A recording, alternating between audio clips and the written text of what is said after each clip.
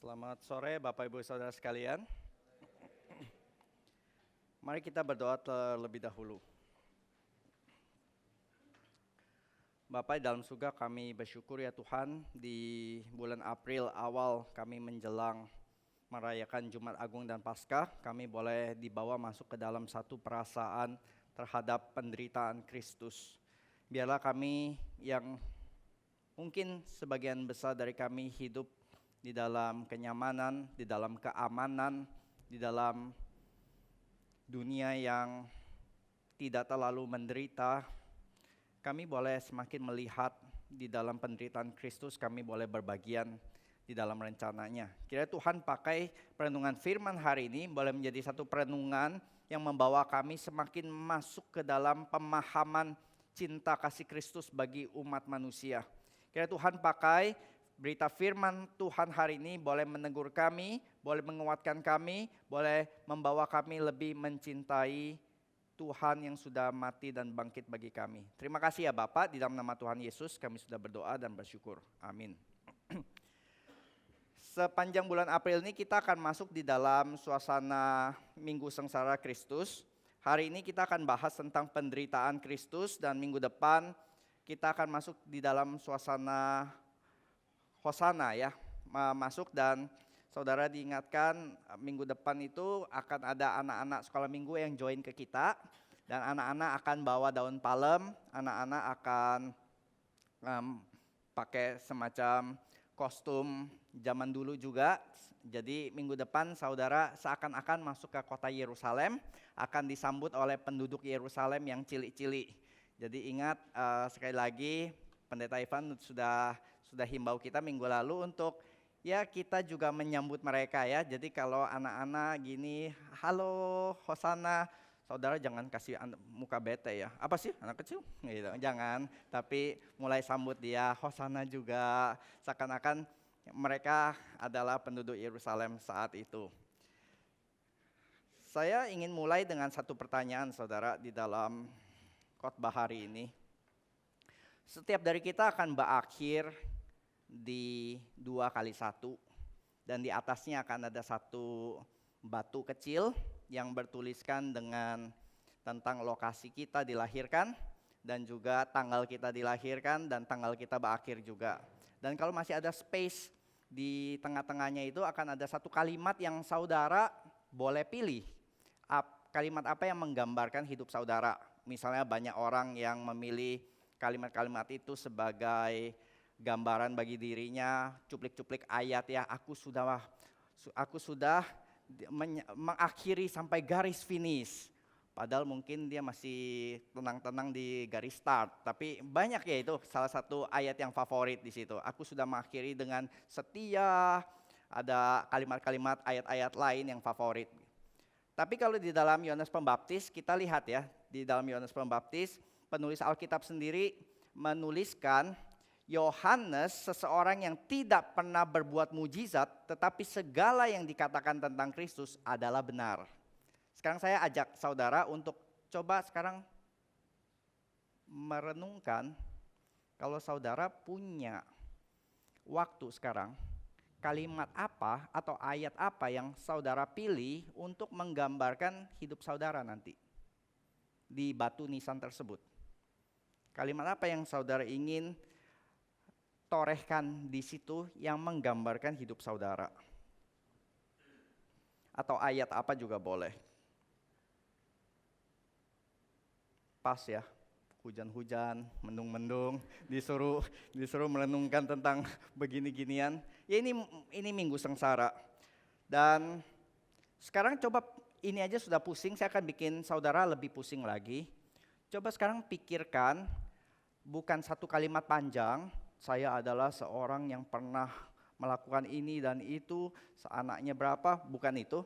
Tapi sekarang coba pikirkan, kalau space di batu nisan itu sangat kecil dan saudara hanya bisa pilih satu kata, just one word. What word will define your life? Kalimat apa yang akan menggambarkan hidup saudara? Happy, confused, atau apa? Sekarang saya nggak akan tanya gitu, itu buat perenungan saudara nanti bawa pulang.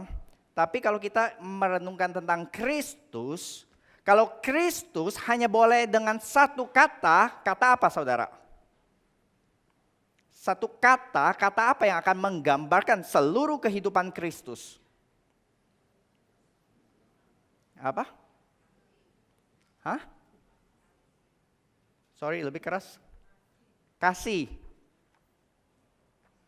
Bukan? Juru selamat, ya itu titelnya, itu tujuan hidupnya. Tapi seluruh kehidupannya digambarkan dengan satu kata ini.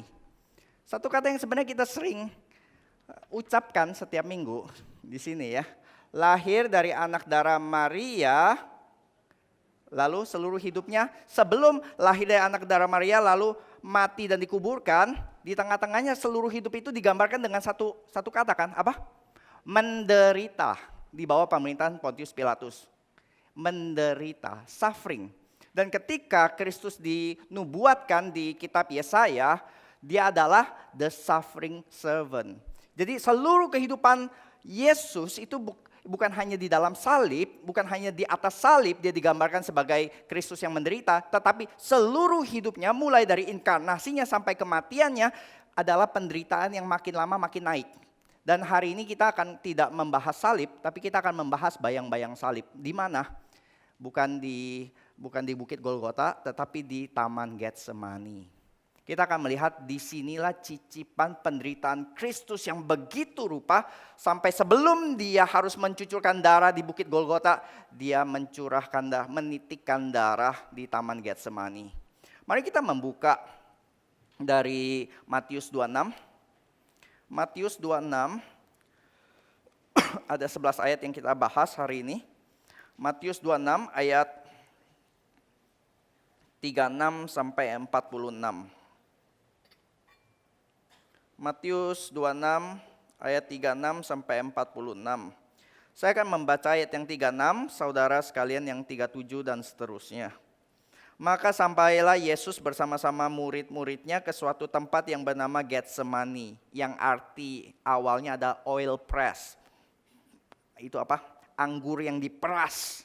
Lalu ia berkata kepada murid-muridnya, duduklah di sini sementara aku pergi ke sana untuk berdoa.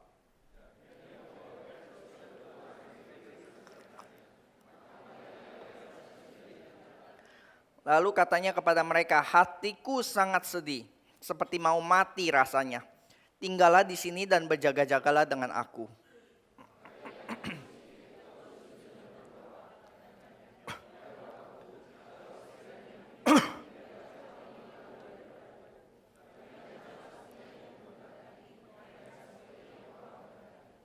Setelah itu ia kembali kepada murid-muridnya dan mendapati mereka sedang tidur. Dan ia berkata kepada Petrus, tidakkah kamu sanggup berjaga-jaga 1 jam dengan aku?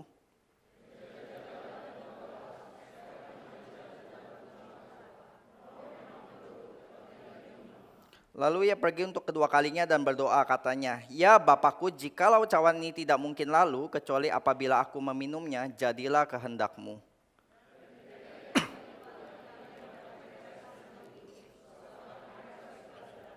Ia membiarkan mereka di situ lalu pergi dan berdoa untuk ketiga kalinya dan mengucapkan doa yang itu juga.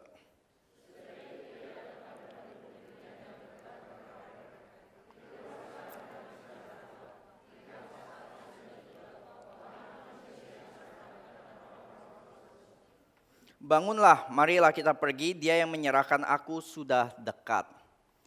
Saudara, saya rasa ini ayat yang sangat cocok pada momen hari ini juga, di mana di luar dingin, sayup-sayup, dan saudara mata mungkin akan berat. Dan saudara kalau mata sudah mulai berat dan ada godaan untuk tidur, bilang kepada teman saudara yang ngantuk di sebelah, bilang, tidakkah engkau sanggup berjaga-jaga 1 jam? Khotbah Pak Heru ini cuma 1 jam, bertahanlah 1 jam berjaga-jaga dengan dia. Dan kalau dia masih ngantuk lagi kedua kalinya, saudara bilang ke dia gitu ya, jangan jatuh ke dalam pencobaan. Roh memang penurut tapi daging lemah. Kalau ketiga kali masih ngantuk juga, gitu ya, biarkanlah dia. Dikatakan yang ketiga, biarkanlah dia gitu ya, biar dia tanggung dosanya sendiri. kita seperti Yesus pergi untuk berdoa dan mengucapkan doa yang sama supaya dia bangun. Udah ditegur 3 kali masih tidak bangun, kita doakan saja. Jadi kita lihat di sini, ini adalah kisah tentang Christ agony. Agony itu sendiri dalam bahasa Inggrisnya ya, agony itu artinya penderitaan yang mendalam dan penuh susah payah.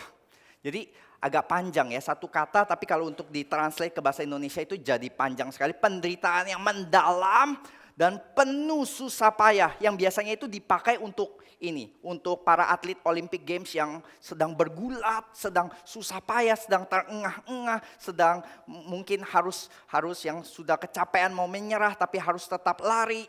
Jadi Christ in agony itu seperti jiwanya itu berada di dalam satu penderitaan dan konflik yang benar-benar hebat dan sungguh-sungguh. Nah khotbah hari ini membahas 3 poin ya saudara. Yaitu adalah tentang how great was his suffering to be. Betapa besarnya penderitaan Kristus. Dan yang kedua adalah how great is his love towards the sinner. Betapa besarnya kasih Kristus kepada orang-orang berdosa. Dan yang ketiga adalah how great is his obedience to the Father. Betapa besarnya kesetiaannya kepada Allah Bapa. 3 hal ini yang akan kita lihat. Yang pertama, how great was his suffering. Alasan Kristus begitu bergumul di Getsemani adalah karena cawan pahit yang akan dia minum. Dikatakan di sini dia berkata, dia melihat Bapa, sekiranya mungkin cawan ini lalu daripadaku. Cawan yang berisi murka Allah, yang berisi kemarahan, yang berisi maut, yang pahit, yang sangat pahit yang akan dia segera harus alami di kayu salib nanti. Tapi apakah dia bergumul nih karena dia baru tahu saya harus menderita? Bukan saudara. Waktu dia ke Getsemani, dia tidak melihat sesuatu yang baru. Ini bukan sesuatu yang baru. Bahwa dia inkarnasi dari awal, dia sudah tahu. Tujuan dia inkarnasi adalah untuk cawan ini. Untuk ke salib. Dan bahkan sepanjang pelayanannya dia berulang-ulang berkata kepada murid-muridnya, aku anak manusia akan diserahkan, akan dijual, akan dimatikan, akan dibunuh oleh pemimpin-pemimpin agama. Jadi dia sangat tahu apa yang akan dia alami. Tapi kenapa ya di sini dia begitu ketakutan, dia begitu cemas, dia begitu in agony. Karena adalah seakan-akan waktu dia masuk ke dalam taman Getsemani, dikatakan di sini dia mulai merasa sedih dan gentar. Satu perasaan yang Tuhan perhadapkan jauh-jauh lebih jelas dan nyata. Saya tahu harus menderita, tapi ini penderitaannya itu baru mulai ngegigit gitu ya. Baru mulai bahwa murka yang akan ditimpakan kepadanya, cawan pahit yang akan diminumnya itu, rasa pahitnya sekarang sudah mulai timbul. Sudah mulai seakan-akan ada di dalam lidahnya, seakan-akan sudah telan ludah pun sudah sakit sekali, terasa berat. Dan Yesus di dalam natur kemanusiaannya, kita bisa lihat di sini. Iya, Kristus adalah 100% Allah, tapi juga 100% manusia. Kita bisa melihat kemanusiaan Kristus yang begitu rapuh, yang betul-betul sama seperti kita ketika diperlihatkan satu bahaya besar, satu tekanan besar, dia begitu gentar. Dia diperlihatkan satu gambaran neraka yang begitu mengerikan. Yang membuat lututnya itu lemas, tidak berdaya, serasa mau pingsan. Kita sering melihat adegan Yesus berdoa di Getsemani, dia sedang berlutut berdoa ditopang di sebuah batu, bukan? Tapi itu bukan postur berdoa biasanya. Postur berdoa biasanya orang Yahudi adalah berdiri dan begini. Tapi kita dilihat ketika dia berlutut harus ditopang oleh batu, seakan-akan lututnya begitu lemah sampai dia tidak mampu berdiri lagi. Dan dia perlu topangan, dia perlu meminta 3 muridnya itu membantu dia untuk bersama-sama dengan dia. Karena ini masa-masa yang paling kritis, masa-masa paling membutuhkan pertolongan dari orang-orang sekitarnya.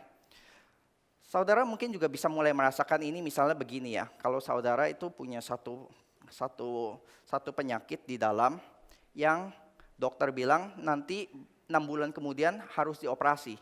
Saudara tahu sih 6 bulan kemudian akan dioperasi.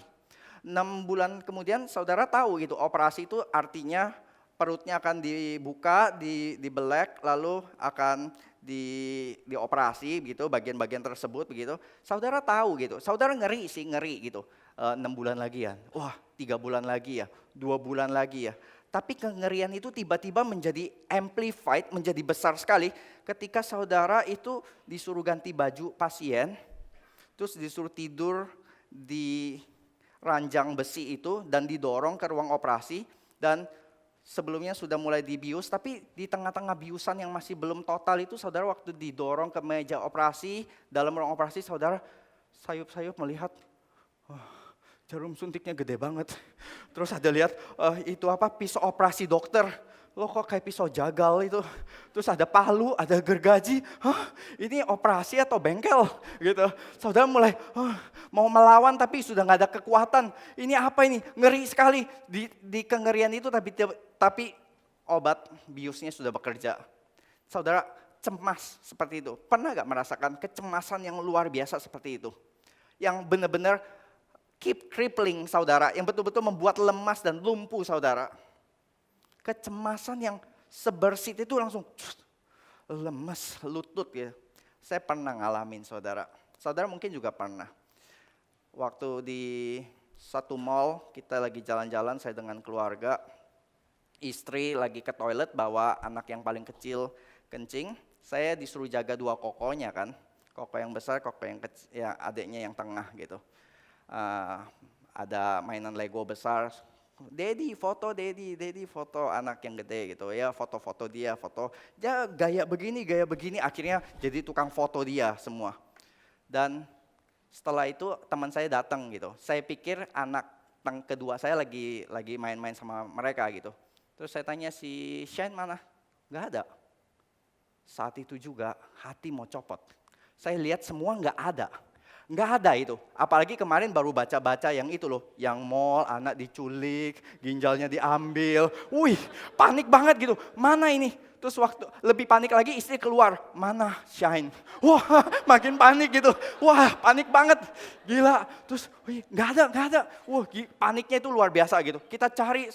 Terus saya bilang nggak tahu, lu gimana sih jaga anak gitu, ayo cari. Wah itu 3 menit yang paling mendebarkan gitu. Terus ternyata tuh anak lagi main-main, lihat mainan di ujung sono dengan nyaman aja. Tanpa sadar kita udah mau jantungan, udah mau lemes.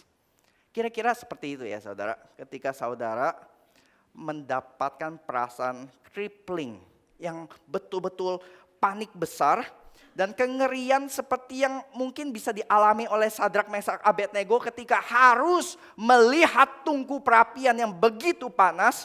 Dan dia dituntun dan dia lihat prajurit-prajurit mati karena kepanasan di luarnya saja sudah membuat prajurit mati. Dan mereka sebentar lagi akan dilempar masuk ke dalam. Kengerian seperti itu. Dan seakan-akan kita bisa melihat Kristus ketika di Taman Getsemani.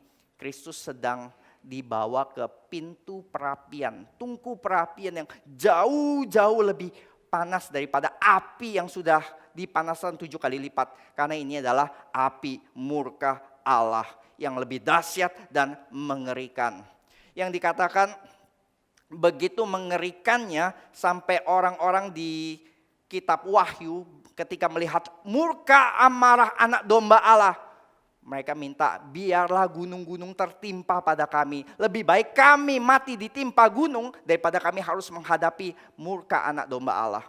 Kita agak sulit saudara, tapi kalau kita mulai membayangkan kengerian yang dihadapi itu ya. Sampai Yesus sendiri berkata dengan mulutnya, ngeri benar, aku seperti mau mati rasanya. Itu betul-betul perkataan yang bukan alegoris atau hiperbola. Kalau kita kan sering pakai kata hiperbola begini ya. Gila di luar terik banget ya seperti mau mati kepanasan. Bukan saudara, ini betul-betul perasaan yang betul-betul mau mati. Karena ketika dia diperhadapkan terhadap cawan yang harus diterimanya, dia melihat. He saw the face of death. Ini perkataan Jonathan Edwards.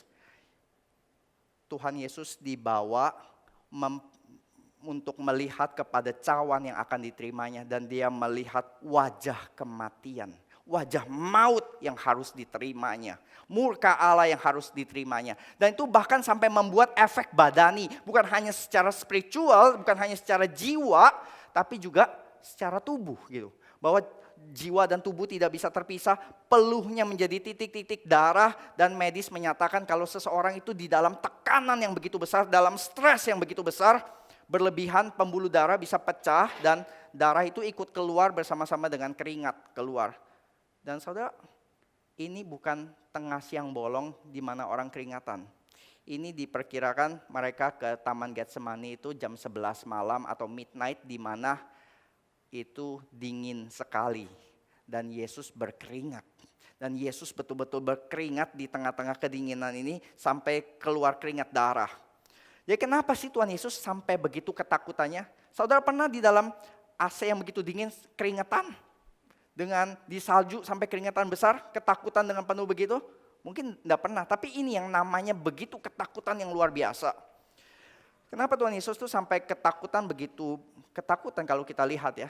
Bukankah kita melihat banyak kisah kaum martir yang menghadapi momen kematiannya itu dengan lebih heroik, lebih berani? Sadrak, Mesak, Abednego sendiri enggak begitu ketakutan. Dikatakan Sadrak, Mesak, Abednego berkata, Kalau Tuhan tidak melepaskan, kami tidak akan taat kepada Engkau. Luar biasa, heroik. Lalu juga sepasang Puritan yang sangat terkenal, Nicholas Ridley and Hugh Latimer.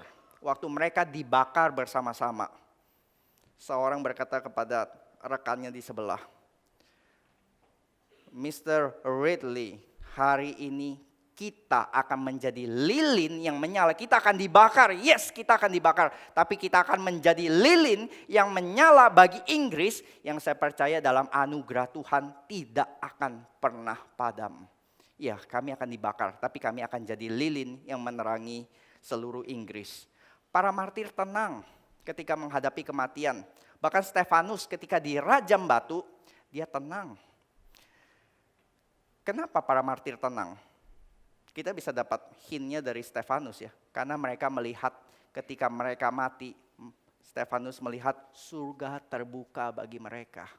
Malaikat-malaikat siap menyambut para martir. Mereka tidak takut karena ketika mereka mati itu hanya menjadi jembatan mereka masuk ke dalam surga. Tetapi di sini dikatakan ketika Yesus melihat cawan ini, dia tahu kematiannya. Kenapa dia begitu takut lebih daripada martir-martir yang lain? Karena yang dihadapi Yesus bukan seperti yang dihadapi para martir yang lain. Yang dialami Yesus di kayu salib jauh berbeda dengan apa yang dialami oleh para martir. Yaitu adalah penderitaan Kristus itu adalah penderitaan yang tanpa tara karena dia harus menanggung murka Allah dari seluruh orang berdosa. Jadi kalau pandangan lihat previewnya aja sudah begitu mengerikan gitu. Saudara bisa bayangkan realitanya. Saya gambarkan demikian ya. Betapa mengerikannya cawan itu. Kalau hanya lihat cawannya saja sudah mengerikan, apalagi nanti betul-betul harus mengalaminya.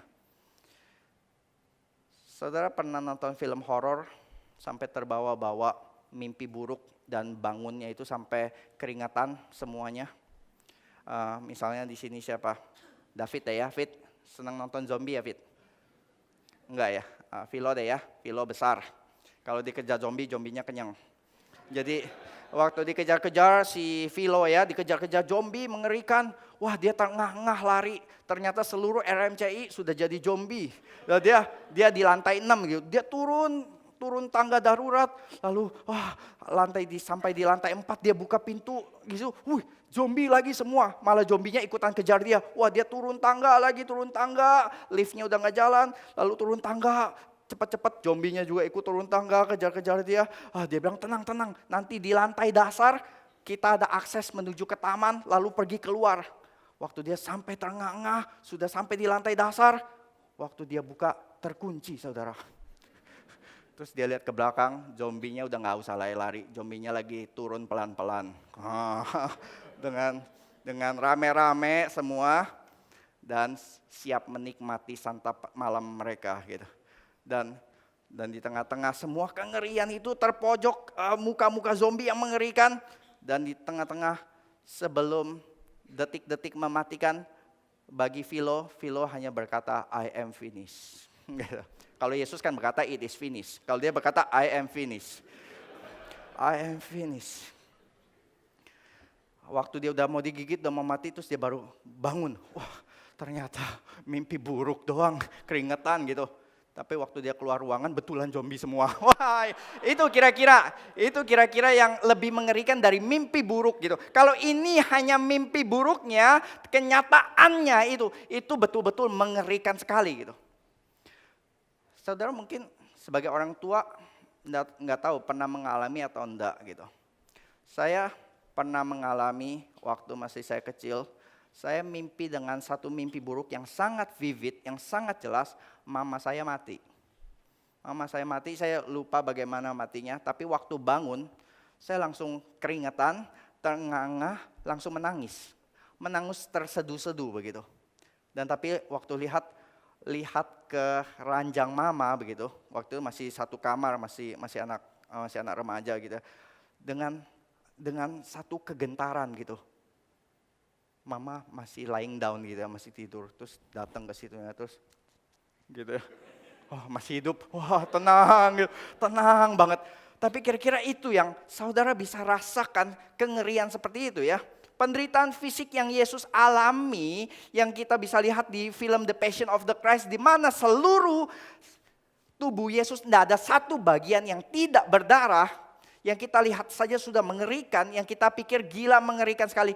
Bukan itu kengerian yang paling besar saudara. Bukan penderitaan fisik yang Yesus alami yang itu paling berat, bukan. Tapi penderitaan Yesus yang paling berat adalah di dalam dirinya, di dalam jiwanya, di dalam spiritual passionnya. Itu yang lebih menderita di dalam. Saudara mungkin bisa tahu yang namanya patah tangan itu sakit. Tapi patah apa yang lebih sakit?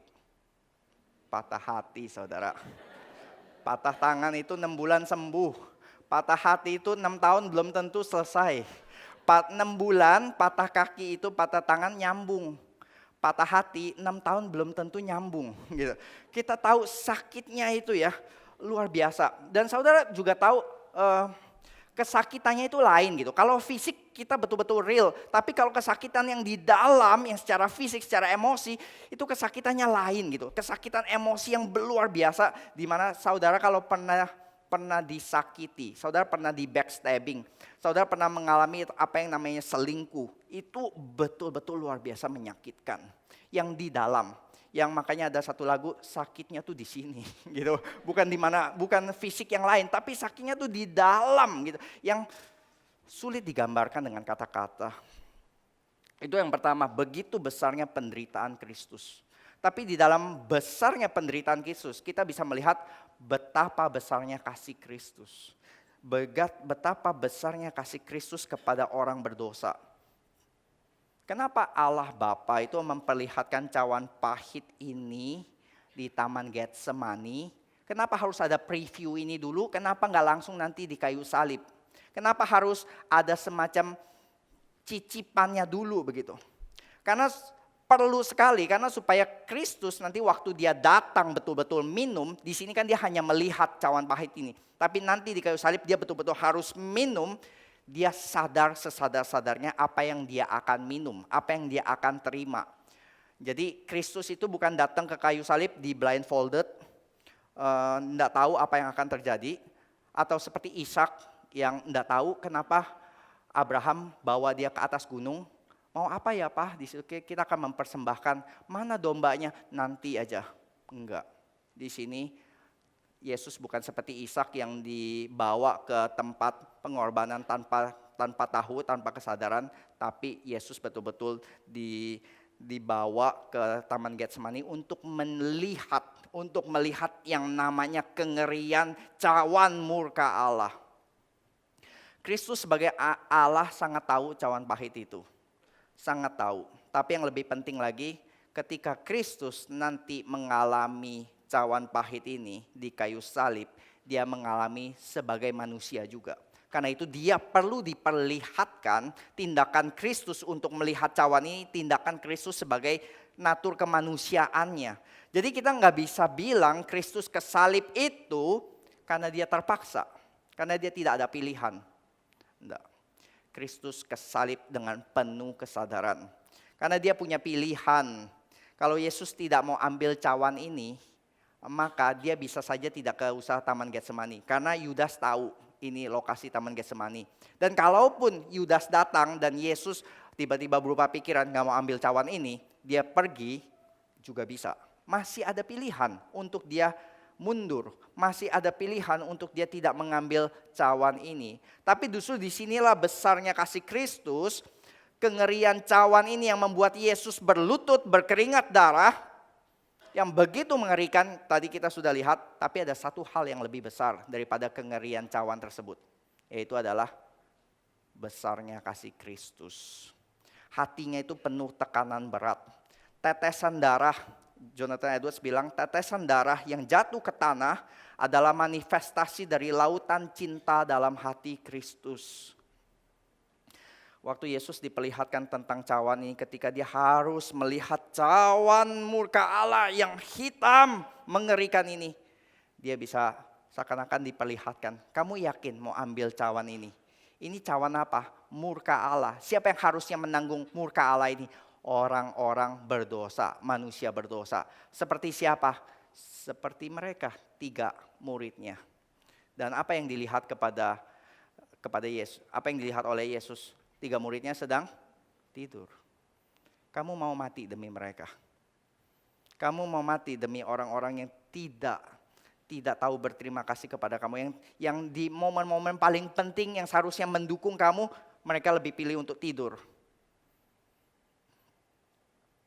Mereka dikatakan, tapi Kristus berkata adalah ini. Dia memilih cawan ini. Dia memilih untuk terus dan menanggung penderitaan seberapapun mengerikannya. Saudara mau mati untuk orang yang tidak layak? Enggak. Tapi banyak orang rela mati untuk a worthy cause, a worthy person. Untuk orang yang layak, untuk alasan yang layak, banyak orang rela mati. Pahlawan rela mati demi negaranya. Pahlawan atau orang-orang rela mati untuk orang-orang yang mereka anggap agung. Tapi tidak ada yang mau mati untuk orang yang dirasanya tidak layak. Enggak ada orang yang mau mati untuk orang yang brengsek. Yang tidak kita anggap layak, yang kita anggap hina, kotor, tidak layak diperjuangkan. Tidak ada. Tapi orang rela mati untuk sesuatu yang agung. Di film Batman, waktu Batman lawan Joker, Joker diinterogasi oleh Batman dan Joker menawarkan 2 pilihan. Saya sudah sandra Harvey Dent, yaitu adalah pahlawan kota itu, jaksa kota yang sangat berpengaruh, atau Rachel, wanita yang dicintai oleh si Batman. Ada 2 tempat ini. Mana yang kamu pilih? Kamu akan pilih orang yang agung atau kamu pilih orang yang kamu cintai? Itu dilema yang berat, saudara. Itu dilema yang berat dan nanti banyak perdebatan, banyak interpretasi dari film itu. Ada yang bilang dia memang pilih ke sini, ada yang pilih ke sini gitu. Ternyata ada filosofis understanding di belakangnya. Tapi ini bisa bikin dilema ya. Kamu harus selamatkan orang yang agung, sangat penting bagi kota ini, atau orang yang sangat dekat yang kamu cintai di sini. Tapi pilihannya akan jauh lebih gampang kalau begini, saudara. Pilihannya 2 orang ini diikat bom juga dan saudara cuma bisa pilih 1. Saudara pilih selamatkan Harvey Dent, si jaksa berpengaruh ini, atau selamatkan Joker. Gampang tuh ya kalau ini ya. Selamatkan Rachel atau selamatkan Joker. Udah kita nggak usah milih, itu tutup mata gitu. Dalam 0,1 detik kita nggak akan selamatkan Joker gitu. Kita akan selamatkan Harvey, kita akan selamatkan Rachel. Tapi ketika Kristus lihat kecawan ini, yang dilihatnya itu bukan Rachel yang lovely, bukan orang-orang yang lovely. Yang dilihat di sini adalah wajah-wajah orang berdosa seperti Joker. Yang penuh kekerasan, yang penuh kejahatan, kefasikan, kebusukan. kebencian, kekejaman manusia yang gelap dan tidak berdasar. Seakan-akan ketika Yesus memegang cawan ini dan dia melihat cawan ini, dia melihat gambaran yang terpantul di dalam cawan ini adalah muka Kayafas yang sedang tersenyum merencanakan pembunuhan Yesus yang kita sudah dengar minggu lalu. Mungkin dia melihat wajah Yudas yang kesenangan mendapatkan 30 keping perak demi mengkhianati gurunya. Mungkin dia melihat, dia mendengar orang-orang yang tadinya berteriak Hosana, atau orang-orang yang akhirnya nanti masa-masa yang juga berteriak salibkan dia, salibkan dia.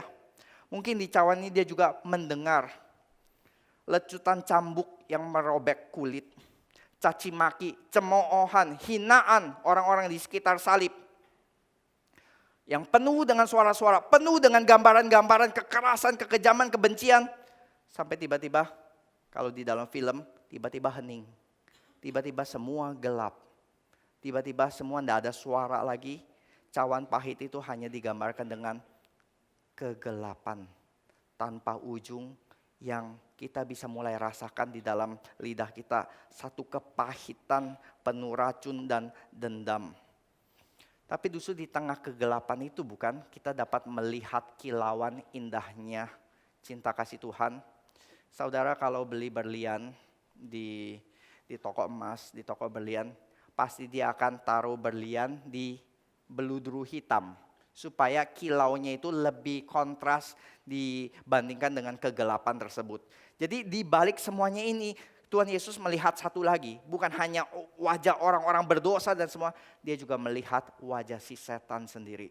Dia melihat neraka di balik semuanya itu, di mana berulang-ulang kali dari awal setan berusaha menggagalkan rencana Kristus. Dia sudah berusaha membunuh bayi-bayi sejak dari Bethlehem. Dia juga memakai pencobaan demi pencobaan di padang gurun. Bahkan dia memakai orang-orang paling dekat seperti Petrus yang berkata, bukan, tidak usah pergi ke salib. Janganlah itu terjadi kepada engkau. Dia melihat rencana setan dan di sini juga godaan setan kembali. Engkau mau betul-betul ambil cawan pahit ini? Layakkah mereka terima engkau? Mereka nggak layak semua. Dan coba lihat respon manusia. Bagaimana respon manusia terhadap pengorbananmu? Mereka tertidur. Mereka nggak peduli terhadap apa yang kau lakukan di sini. Bukankah kita juga demikian, saudara? Di tengah musim pemilu ini, saya nonton ada klip kesaksian ya, yang seorang yang katanya rela pergi izin kerja, beli tiket jutaan rupiah untuk pergi pulang kampung, nyoblos di kampungnya. Dan dikatakan, kenapa anak lu sampai rela bayar harga mahal begitu demi satu suara coblosan doang? Dan papanya bilang, anak saya mengerti. Karena anak saya rela bayar harga semua itu, dia bilang satu suara berarti. Suatu suara menentukan masa depan Indonesia 5 tahun ke depan. Masa saya tidak berpartisipasi. Tapi ini kalau 5 tahun aja kita melihat ini satu hal yang penting diperjuangkan, maka kita lihat di sini ada pertarungan yang jauh lebih besar daripada 240 juta rakyat manusia, daripada sekedar 5 tahun. Tapi ini adalah masalah kekal, masalah keselamatan kekal, masalah yang merubah seluruh destinasi seluruh dunia. Dan apa yang dilakukan 3 muridnya dan seluruh penduduk Yerusalem di tengah malam itu? Semua sedang menahan ngantuk, semua sedang tertidur. Seperti kita juga mungkin sedang sibuk menahan ngantuk di sini dan mereka sedang menikmati tidur malam mereka tanpa sadar bahwa hasil pertandingan itu akan besok pagi akan menentukan nasib kekal mereka. Itu yang kedua, betapa besarnya kasih Allah. Tapi kita melihat yang ketiga adalah betapa besarnya ketaatan Kristus kepada Allah. Bahwa ada satu dimensi lagi, ini bukan cuman Yesus dengan cawan ini, bukan hanya dengan Yesus kepada murid-murid, bukan hanya Yesus kepada penguasa-penguasa roh-roh jahat kepada si setan, tapi ini adalah masalah antara Yesus dengan Allah Bapa. Dan ini tes ketaatan terbesar yang dihadapi Yesus yang melebihi semua tes yang pernah dihadapi oleh Kristus maupun juga semua manusia yang lain. Saudara tahu kan, yang namanya minta ketaatan itu betapa sulitnya? Tahu kan ya, maksudnya kalau suruh anak mandi dalam hitungan ketiga, itu betapa sulitnya untuk seorang anak obey the lovely parents atau the angry parents, itu sulit gitu. Dan kadang-kadang untuk kita mendapatkan ketaatan dari orang, dari anak, dari pegawai, dari orang yang kita ingin melakukan sesuatu, kita harus apa? Kita harus memberikan reward gitu. Dan itu bukan ketaatan, saudara, itu negosiasi. Kalau kamu lakukan ini, saya akan lakukan ini. Itu bukan ketaatan. Ketaatan adalah berarti apapun yang terjadi, orang itu akan lakukan apa yang kita minta. Itu kan ketaatan ya. Tapi kalau kita mulai bilang, kalau kamu mandi, besok dikasih mainan ini. Itu negosiasi, bukan ketaatan. Dia bukan taat kepada saudara, dia sedang negosiasi dengan saudara. Dia sedang bukan bilang, saya taat kepada kamu mama, tapi saya mau mainannya, makanya saya lakukan ini. Tapi besok mainannya kasih saya. Jadi ini bukan ketaatan, ini negosiasi. Taman, ya maksudnya in the sense is not full obedience. Dan di Taman Eden, ketaatan yang dites kepada Adam dan Hawa adalah, ya Adam kamu taat. Kamu boleh makan semua buah pohon di taman ini, kecuali satu pohon ini tidak boleh kamu makan. Dan itu Taman Eden. The first Adam was tested in the Garden of Gethsemane. Di Taman Gethsemane ini, Adam kedua juga dites tentang ketaatannya. Tapi kalau yang itu di taman pertama, dibilang kamu boleh makan semua. Di taman yang kedua dikatakan kamu harus minum satu cawan ini. Hanya satu cawan yang harus kamu minum. Dan di Eden dikatakan kalau kamu taat, kamu akan hidup. Kamu taat kepada Allah, rewardnya adalah kamu akan hidup selama-lamanya. Kamu boleh makan dari buah pohon kehidupan. Tapi di sini, waktu di Taman Getsemani, waktu Kristus taat, ini ketaatan yang luar biasa. Kenapa? Karena kalau taat dapat hidup kekal, itu banyak yang mau lakukan. Walaupun sulit ya, Adam pun gagal gitu. Apalagi ketaatan yang harus dilakukan Kristus di Taman Getsemani ini adalah, kamu taat untuk minum cawan ini, hasilnya adalah kamu mati. Kalau yang pertama adalah, you obey and you will live. You obey here, you will die. Ketaatan yang luar biasa sulit di Taman Getsemani. Dan saya percaya hanya satu orang yang bisa melakukan ini. Dan there is no other person aside from Jesus. Gak ada orang lain kecuali Yesus. Dan saudara tahu di mana tempat di mana semuanya perfect obey perfectly? Semua taat sepenuhnya. Di mana tempat yang semua orang itu taat sepenuhnya. Yang pasti bukan di rumah saya, pasti juga bukan di rumah saudara gitu. Bukan di kantor saudara juga. Saya sedang baca kisah hidupnya Viktor Frankl. Seorang yang mengalami Holocaust ya, yang sedang mengalami concentration camp di Jerman. Di dekat Auschwitz itu. Ya, dikatakan semua orang itu taat total. Kenapa? Karena sejak mereka sampai, mereka harus telanjang semuanya, harus menanggalkan semua yang mereka punya, bahkan harus dicukur semua rambut mereka, lalu nama mereka nggak dianggap berarti lagi, mereka dikasih bukan nama tapi number gitu ya. Kamu nggak peduli kamu dari latar belakang apa, kamu sekarang hanya sebuah angka-angka, urutan angka gitu. Gak peduli kamu punya apa, kamu siapa, kamu dari dulu. Dan mereka akan disiksa luar biasa sebelum akhirnya mereka harus mati. Mereka akan diperas seperas-perasnya supaya mendapatkan manfaat dari tenaga tersisa mereka. Sebelum akhirnya mereka nanti semua akan dibakar menjadi digas, dihidup-hidup. Di tengah-tengah itu dikatakan mereka taat sepenuhnya seperti binatang-binatang sirkus yang taat sepenuhnya. Dengan apa? Dia ceritakan pengalaman di concentration camp di mana semua itu disuruh kerja keras luar biasa dan dipecut terus-menerus kalau berhenti sedikit pun. Dan setelah kerja keras luar biasa berat, dikasih makan apa? Dikasih makan hanya semangkuk sup encer. Yang lama-lama kemudian mereka menjadi semakin kering, semakin kurus, seperti tulang yang dibungkus kulit doang. Dan mereka dikatakan demikian. Mereka itu tidak punya pikiran apa-apa. Di mana mereka itu semua pria-pria ya. Pria-pria biasa kalau dikumpulkan, dia bilang kok tidak ada kepikiran seks sama sekali. Sedangkan biasanya kalau di tentara, di sepak bola, semua itu bisa ada hal yang aneh-aneh begitu. Dia bilang enggak. Kita nggak sampai pikirin seks atau apapun yang lain. Kami hanya concern tentang dua hal. Concern dua hal yang hanya binatang juga alami. Yaitu kami concern hanya peduli bagaimana selamat dari hajaran sipir-sipir yang kejam. Kami menghindari kami seperti domba-domba yang fragile, dan kami berusaha menghindari anjing-anjing yang galak itu. Dan yang kedua, bagaimana dapat makanan-makanan ekstra gitu ya. Bagaimana bisa dapat itu roti-roti kering, sisa-sisa, sup-sup encer yang masih tersisa. Ya, itu saja. Kalau kami taat, kenapa? Karena kami takut kepada anjing-anjing itu, sipir-sipir itu. Yang kedua, kami taat kalau kami disodorkan, kamu mau taat, nanti kasih sup, mereka akan lakukan. Ya, atau di dalam bahasa sekarang ini stick and carrot. Saudara akan taat kalau saudara diancam oleh stick, oleh hukuman, atau saudara akan melakukan sesuatu kalau saudara diberi iming-iming sesuatu ya, carrot itu ya, di hadiah di depan saudara itu. Tapi apakah cuma dua ini yang bikin kita taat?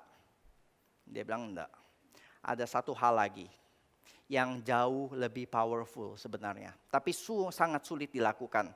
Yaitu adalah anugerah. Yang itu bukan datang dari luar karena ada stick dari luar yang mengancam. Juga bukan ada carrot yang didengling di depan kita. Bukan, tapi ini sesuatu yang dari dalam. Apa itu? Anugerah.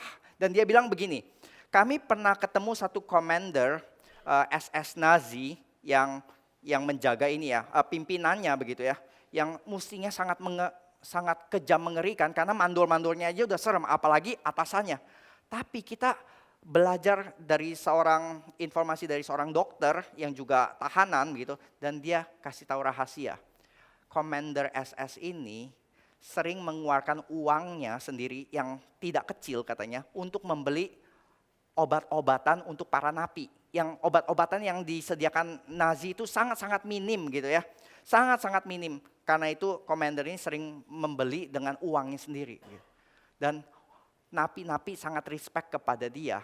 Sampai nanti ketika ini Nazi kalah gitu ya, Amerika datang dan membebaskan concentration camp ini, dan yang diburukan pimpinannya, ada 3 Jews, Hungarian Jews dari Hungaria, yang membawa si commander ini disembunyikan di hutan, dan waktu dicari-cari oleh Amerika, 3 orang Jews ini bilang, kami akan kasih tahu lokasinya. Tapi kamu janji dulu, kamu janji kamu nggak akan apa-apain commander ini. Karena ini commander yang kami hormati. Saudara bisa bayangkan ya, tahanan yang sudah disiksa begitu rupa bisa membela bagi SS Nazi commander yang menyiksa, ya ini bukan menyiksa, ini yang baik begitu. Makanya Frankl bisa bilang kan, kalau kamu tanya garisnya itu Nazi jahat, kami enggak, bukan itu. Pembatasnya itu bukan di luar, pembatasnya itu di dalam hati manusia. Karena dia bisa lihat di dalam Nazi pun ada orang-orang baik, di tahanan-tahanan ada yang jauh lebih kejam.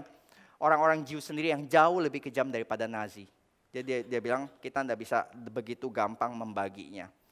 Jadi anugerah Tuhan gitu yang membuat kita taat kepada Tuhan. Saudara taat kepada Tuhan itu karena takut hukuman Tuhan? Atau saudara taat kepada Tuhan karena menginginkan certain blessing dari Tuhan? Tuhan tolong ya Tuhan, besok exam nih, saya udah baca Alkitab 20 pasal nih Tuhan. Walaupun musim exam, saya nggak bolos loh musim ini renungan pagi saya, bahkan lebih ya Tuhan. Tapi make sure ya Tuhan, besok exam Tuhan juga look upon me, gitu. Ada harga yang harus dibayar Tuhan atas yang sudah saya lakukan di sini.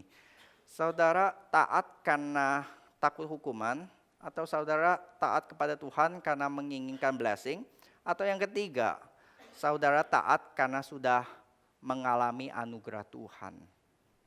Di sini ya, dikatakan anugerah Tuhan itu apa di sini? Anugerah Tuhan adalah ini. Yesus bergulat di dalam pergumulan ini bukan supaya dia dilepaskan dari hukuman ini. Kalau Yesus hanya bergumul supaya dia lepas dari hukuman ini, gak ada bedanya dengan tahanan-tahanan Nazi yang bergumul di dalam doanya supaya lepas dari concentration camp. Bukan, kalau kita lihat di sini ya, di request yang pertama, ya Bapak jikalau sekiranya mungkin cawan ini lalu daripadaku, tapi jadilah seperti yang engkau kehendaki. Tapi request yang kedua, Yesus sudah 3 ngomong lagi tentang lalukan cawan ini. Tapi dia berkata adalah, ya Bapakku jikalau cawan ini tidak mungkin lalu kecuali apabila aku meminumnya, jadilah kehendakmu. Jadi di sini saudara ingat tentang Yakub kan ya, ketika dia mau bergumul dengan malaikat Tuhan gitu, dikatakan dengan Kristofani. Dia pikir di awalnya itu dia sedang bergumul berat begitu karena dia akan menyeberang bertemu dengan Esau besok pagi. Tapi tengah-tengah malam di mana dia bergumul, besok gimana ya saya harus bertemu dengan Esau. Ini musuh bebuyutan dari awal, dari lahir bahkan sudah berantem di dalam rahim ibunya. Dan sekarang di akhir masa-masa ininya harus bertemu lagi, gimana ya? Dan akhirnya dia bergumul dengan satu orang tengah malam itu, bukan dengan Esau tapi dengan malaikat Tuhan. Dan dia baru sadar. Ternyata selama ini dia bukan bergumul dengan Esau. Dia bergumul dengan Tuhan yang coba dia atur selama ini. Yang dia coba mendapatkan berkat-berkat dari semua orang lain. Dari Laban, dari Esau.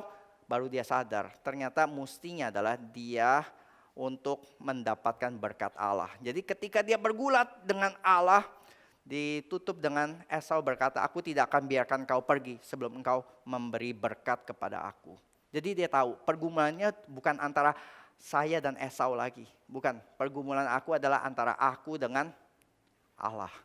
Dan di sini juga Yesus dibawa kepada satu pengertian.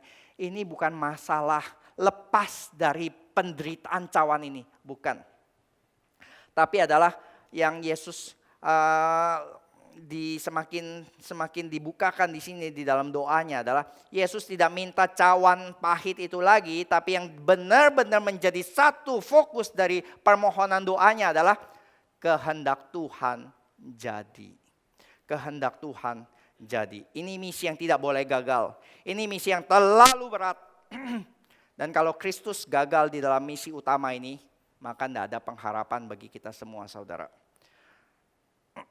Karena Kristus berdoa bukan hanya sebagai Kristus level personal, tapi dia sedang berdoa mewakili kita semua sebagai imam besar.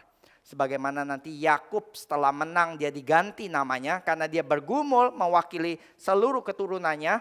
Di sini juga Yesus bergumul sebagai imam besar yang mewakili seluruh umat manusia. Jikalau mungkin ayat yang request yang pertama. Yang kedua, jikalau cawan ini tidak mungkin lalu. If there is no other way, I will take it Lord. I will take it Father. Jadi kita lihat di Getsemani ya, ada 2 no other. No other way. No other person. Nggak ada orang lain yang mampu melakukan ketaatan seperti ini. Yang ketaatan dibayar dengan kematian. Nggak ada jalan lain kecuali dia harus meminum cawan itu. Jadi saudara mulai melihat betapa besarnya ini ya penderitaan yang harus diambil nanti di kayu salib. Betapa besarnya kasih Kristus. Dia harus menanggung orang-orang berdosa yang tidak tahu terima kasih, yang justru akan memakukan dia. Dan kita juga melihat betapa besar ketaatan yang harus dilakukan kepada Allah Bapa. Tapi seakan-akan kita diperlihatkan satu ironisnya. Di tengah tekanan yang begitu besar, Yesus mengajak 3 muridnya. Di mana 3,5 tahun dia selalu melayani. Sekarang saatnya Yesus butuh dilayani. Kalau engkau bisa berjaga-jaga dengan aku 1 jam saja. Di 3,5 tahun engkau melayani bersama-sama dengan aku. Aku melayani engkau, aku memberi makan, aku menyembuhkan orang sakit. Sekarang aku yang perlu mendapatkan pelayanan daripada 3 muridnya gitu. Berjaga-jaga bersama dengan aku 1 jam saja. Tapi kita lihat murid-murid tidak mampu berjaga-jaga 1 jam saja. Dan kita lihat ini penting gitu. Kita lihat kenapa? Karena ini gambaran dari gereja. Di mana gereja tertidur ketika Yesus bergumul. Di mana orang-orang Kristen ketika ada peperangan rohani yang besar. Kita seakan-akan tidak sadar, tidak peka. Kenapa kita tidak berdoa seperti demikian, saudara? Saudara pernah berdoa dengan begitu bergumul seperti gini? Sampai betul-betul serius, sungguh-sungguh seperti gini? Saya lihat kehidupan doa jarang ya kita demikian, kecuali apa saudara? Kenapa saudara? Kenapa kita? Ya, saya include kita semua juga begitu. Kenapa kita itu enggak bergumul berdoa serius seperti Kristus di Getsemani dan kita tertidur? Karena kita tidak lihat ini hal yang penting. Kita tidak melihat ini sesuatu hal yang layak diperjuangkan. Tapi kalau kita lihat hal yang layak diperjuangkan biasanya itu apa? Bukan tentang kerajaan Allah, bukan tentang kehendak Allah, tapi tentang kehendak saya. Iya kan ya saudara? Saudara benar-benar sampai mau doa puasa, sampai betul-betul doa serius. Benar-benar penuh sekuat tenaga itu kalau apa saudara? Itu kalau lagi exam, kalau lagi besok ada tender besar, besok ada sakit, ini ya harus benar-benar sembuh, kalau enggak ada efek yang besar. Ini kan ya, yang kita sungguh-sungguh ngotot di dalam doa ketika kehendak saya harus terjadi. Tapi kita tidak melihat kehendak Allah harus terjadi, maka kita betul-betul ngotot di dalam doa-doa kita terhadap kehendak Allah. Itu yang pertama, kita tidak lihat kehendak Allah itu penting untuk diperjuangkan. Karena itu kita tidak berdoa dengan sungguh-sungguh. Ada hal lain yang kedua, kenapa kita tidak berdoa dengan sungguh-sungguh? Karena kita tidak lihat misi di depan. Saudara bisa tidur nyenyak, atau setidaknya saya bisa tidur nyenyak kalau besok tidak ada apa-apa.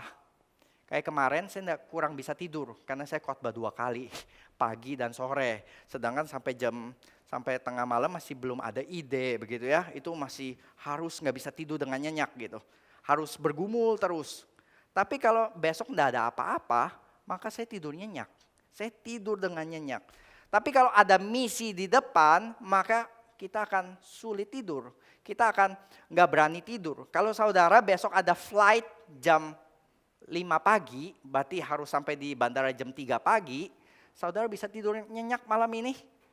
Enggak kan, saudara akan pasang alarm, pasang iPad, nyalain TV, gitu, nyalain lampu. Alarmnya pun sekarang iPhone bisa 10 gitu ya, jarak 3 menit, kita squeeze gitu. Sampai ke akhir pun masih dan akhirnya ketinggalan pesawat. Tapi enggak kan, kita enggak berani begitu karena kita tahu itu ada misi di depan, ada sesuatu yang harus kita lakukan. Dan kenapa gereja tertidur, kenapa orang Kristen tertidur? Karena kita enggak lihat ada misi di depan. Kita lihat, ya oke, kok hidup kita jalani aja begini. Kita busy sih, kita sibuk gitu. Tapi kita sibuk demi apa? Sibuk demi keinginan kita, sibuk demi kerajaan kita, kehendak kita. Kita itu di dalam perspektif kerajaan Allah, kita itu hamster yang sibuk keliling, tapi kita nggak kemana-mana. Tapi apakah saudara sibuk memperjuangkan kerajaan Allah? Apakah saudara bersungguh-sungguh berdoa demi pekerjaan Tuhan, demi kehendak Allah digenapi? Caranya gimana tuh? Ini kan abstrak ya Pak.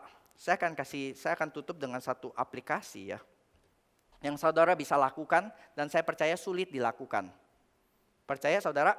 Karena saya percaya sebagian besar tidak akan lakukan. Saya tidak berbicara saudara harus ke satu taman dan doa suntuk semalam di situ. Enggak. Saya rasa aplikasi yang praktikal kita sebagai jemaat bisa lakukan dan bisa benar-benar mengalami pergumulan murid-murid di sini ya. Harus berdoa tapi mata sudah berat. Harus berdoa tapi ngantuk. Mau tidur tapi harus berdoa. Dikatakan adalah bangunlah dan berdoalah. Yaitu kalau saudara pengen mengalami perasaan pergumulan yang murid-murid lakukan, saudara ikutlah persuan doa hari Sabtu jam 6.30 pagi. Di gereja ini ada gitu ya. Saudara bisa lihat di sini jadwalnya adalah persetuan doa pagi itu jam Sabtu 6.30 pagi. Saudara betul-betul akan merasakan mata saudara berat. Tapi di situ pergumulan doa akan dinaikkan tentang pekerjaan-pekerjaan Allah. Tentang kehendak Allah digenapi. Mungkin kita bisa mulai dengan something simple seperti demikian. Belajar menyangkal diri di sini. Sekaligus juga kita boleh belajar meminta kepada Tuhan untuk kita boleh melihat kengerian cawan yang Tuhan lalui di atas kayu salib ini. Yang dia harus minum sepahit-pahitnya di dalam cawan tersebut. Mari kita berdoa.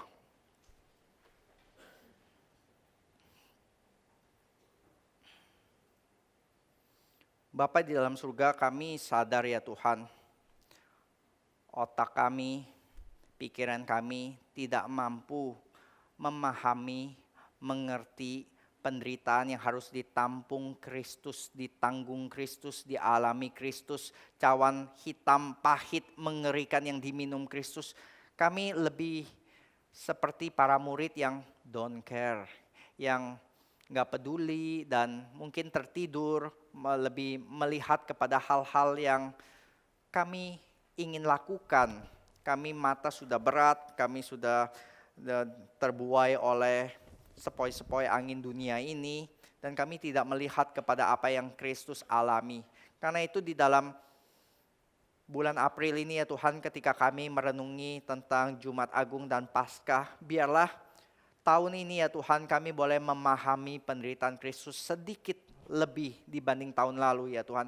Sehingga kami boleh melihat cinta kasih Kristus lebih lagi ya Tuhan dibanding pemahaman kami sebelumnya. Di mana kami melihat ketaatan Kristus yang mendorong kami juga taat. Karena kami melihat anugerah Tuhan sudah turun atas kami. Sehingga kami mau belajar lebih taat tahun ini ya Tuhan dibanding tahun-tahun sebelumnya. Biarlah ya Tuhan perenungan penderitaan Kristus sampai nanti di Paskah akan kemenangan Kristus, kebangkitan Kristus boleh menjadi satu pendorong ya Tuhan. Yang dimana kami bukan hanya diselamatkan supaya kami menikmati diri, tapi kami diselamatkan supaya kami rela mati bagi Kristus. Kami rela juga meminum cawan pahit yang harus kami lalui ya Tuhan.